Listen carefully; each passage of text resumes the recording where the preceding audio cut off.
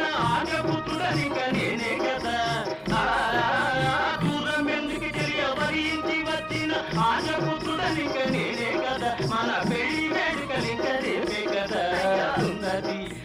సుందరి ఓహో సుందరి నీ వంటి దివ్య స్వరూపం ఎందుకు దొరికిన లేదు కదా మన పెళ్లి వేడుకలిక రేపే కదా సుందరి సుందరి ఓహో సుందరి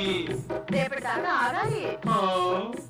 ఆగుమంచు సఖియార మరలెందుకే సొగసులన్నీ నాకు నచ్చే కదా